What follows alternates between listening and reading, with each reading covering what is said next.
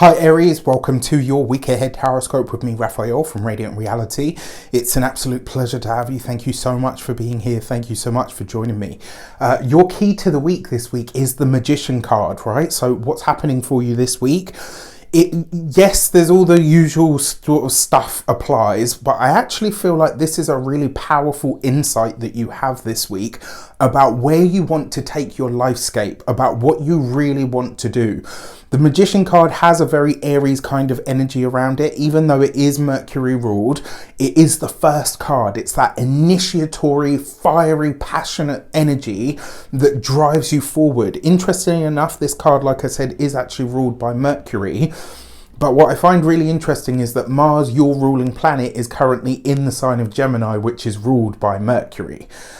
So there's an insight this week. It's like Mars is going to be in that sign. Your ruling planet, Mars, is going to be in the sign of Gemini from now right the way through till March of 2023. All right, so buckle up, because this is going to be a really long stay. It will go retrograde at the end of this month, and it won't go direct again until January the 12th of next year, right? So this is a whole thing. What I find really interesting about this is this Magician card. It's like you're gaining an insight into what you actually need to work on in order to take your life in the direction that you actually want it to go. So this is about you not only claiming your power, it's about you understanding what your power is and how to apply that to the path that you're actually on. So there's a big insight coming for you this week that is really going to probably put you leap years ahead of where you're at this moment in time. It's just going to take you a while to implement, because like I said, your ruling planet goes retrograde. It's slowing down at the moment to go retrograde at the end of this month, and will be retrograde right through till January 12th. So it's a big deal, but buckle up. If you haven't got your 2023 tarot or astro taroscope, as I'm calling them this year, you can get those on the link in the description box below. If you're only going to purchase one this year, I absolutely advise that you purchase your ascendant sign. So if you're a rising sign Aries, especially for you, this is the one that you want to take a look at, and that's because I've used a lot more astrology. You're getting a whole bunch of stuff, including an astrological cheat sheet, which is like 19 pages long. Some of them are actually longer than that. All right, with that said, thank you so much to all of you that have already purchased yours. It really does mean a lot. Link in the description. For your actions and options with the world at large, before we start, as always, I would like to bless my deck of cards with all forms of love, light, peace, prosperity and abundance, and I pray that the messages that come through are ultimately clear and concise. They help you on your path to your highest vibrational good. So for your actions and options, you've got the Seven of Swords. Okay, so this insight that you're having this week is twofold. One, this is going to be where it's like you're realizing a lie that you've told yourself. I'm too old, I'm too this, I don't have enough, whatever it is. This week, the insight that you have, you're reframing or reshaping a story.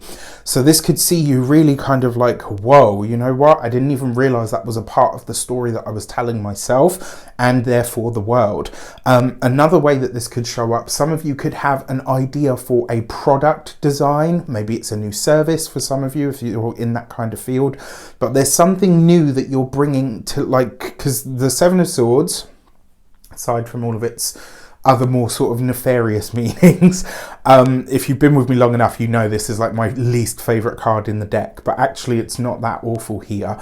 It's just that you are creating it, like you could literally be creating something, and it's like you're designing it in your head, so you're getting it very sort of almost like 3D in a sense. Now, that being said, one thing that I will say to you, the Magician card can be trickster energy, and the Seven of Swords can be lies and deceit. So one thing that you do want to be mindful of this week is where you are kind of telling yourself a story, and it's like you're seeing it, you're spotting it. It's not going to be new to you. Like, it will come and you'll be like, okay, yes, I see that now. For your communications and conversations, you have the Death card. Endings, completions and culminations underneath the Magician card. For some of you, this could be breaking ties with, so if you are a student, this could be that you're for some of you, not all of you, you could be deciding, actually, you know what, the course that I'm on isn't for me, so I'm going to switch courses. Some of you could be breaking team altogether and saying, you know what, this whole university thing, study, whatever I'm going into, just doesn't work for me. It could also be that some of you are choosing to yeah, that's as much as I'll say for the students. For those of you that are employed by somebody else, you could literally week, a lot of you could be saying, right, you know what, I'm terminating my contract and I'm striking out on my own. I'm going to go into business for myself. I know a lot of you are probably thinking, what, in the middle of a, recession, Raf? Like, I don't know if that's the wise move. Look, nobody can tell Aries what to do. You guys are always going to do whatever you want to do. However, it does look like a job or a job prospect for some of you is coming to an end. I do foresee something better coming out of it for you. So, what do you do with it? Obviously, whatever you want to do. For those of you that are business owners, entrepreneurs, solopreneurs, or people that work for themselves, this could be that you're letting go of a big client. And it might be, and especially with this Seven of Swords here, it might be that you've, let's say you've kept them on the same rate of pay for a long time, because it's like, oh, they're a really good client, they're a really good this, It's like you make all the excuses, you bend over backwards for them. This week you could have a really powerful realization where you're like, actually, no, they're not a good client. Not all of my business comes from them. And actually, they're a pain in the ass. I'm getting rid of this. Do you know what I mean? It's like you're freeing yourself from something and you're saying, it's done. It's run its course. For those of you that are retired and no longer working, I will say this looks like some kind of false start. All right, that's what I'm getting from the Death card and the Seven of Swords. It's like maybe you go to do something or someone says, yeah, we're going to do this. And then when it comes to it, it's a no-show, or, like maybe they pull out at the last minute. There's something here where somebody is potentially flaking on you this week. I'm really sorry to say that. For your love and relations, you've got the Nine of Swords. Okay, so not the easiest of cards, but I actually think this is because it's almost like you're worried about a decision that you've made. So it's like whatever you're doing, you're choosing to go in a certain direction, right? You're choosing to do something that maybe for you feels like the right step, but it's like you're really worried about what your significant other feels or thinks about it. To be honest with you, I kind of feel like they're like, it's not that they don't care, but they're like either way, like you do you. They obviously very well versed in Aries.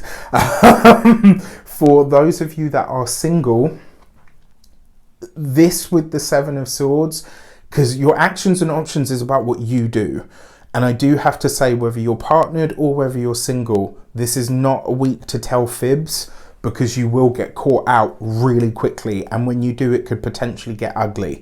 All right, when I say telling fibs, I mean telling a lie, even whether that's to protect someone, whether it's to protect yourself. Remember, this week we're getting rid of the stories that we tell ourselves. So this is a week for brutal honesty when it comes to relationships, when it comes to potential relationships, when it comes to all manner of connections. This is a week to be really honest about how you actually feel, no matter what comes up. For your money and materials, you have the Five of Swords. So much swords energy, so much air energy here. And it makes total sense, right? And it is a mixed bag. Gemini is a dual sign. It's double-bodied, right? It represents the twins, so they tend to do things with other people or with both hands. It's very ambidextrous, very ambivalent in some cases as well. With this so much emphasis on the air energy, this is because Mars, your ruler, is currently in the sign of Gemini, where that's a frustrated Mars. It's what I like to call like a bratty teenager Mars, because it's like, it's like, I don't know what to do. Like, I'm bored, but I don't want to do anything. I'm hungry, but I don't want to eat. Or I'm hungry, but I can't decide what to eat. Do you know what I mean? It's like a frustrated Mars. When it comes to your finances and your money, that Five of Swords, especially because you've got the Magician here, when you're whatever financial decisions that you're making this week, don't base them on information that's secondhand. This is a week to go directly to the source. For some of you, this is a revenue stream potentially coming to an end. That's one way that it could happen. particularly through a bust up. It could be, for some of you, maybe this is the final payment of a debt. And the weird thing is, I don't feel like this is the last payment. I feel like this is you saying, you know what, I am sick to the back teeth of this thing or this connection, and it's like, even if it dents my savings, I'm going to pay this thing off just to be rid of you. Do you know what I mean? Like, there's something here that is like you're jumping the gun and you're going to feel it in your pocket, but in the long run that could actually be a good thing. When it comes to your physical health and vitality, this is your nervous system. I'm not a doctor, can't give you medical advice, but really do look after your nervous system this week, which means find ways to soothe yourself. Gemini is a very nervy energy anyway. It's very fast and it's very much in the mind, and it looks like you're really feeling that this week. When it comes to your home and environment, this, with the Death card and the Nine of Swords and the Seven of Swords, this could be a really hard conversation and potentially one that gets a little bit loud. So it's not the easiest of weeks, but there are definitely powerful insights that are coming up for you over the course of the weeks ahead. All right. With that said, I wish you an abundance of all of that good stuff. Look after yourself. Take care, and I'll see you soon.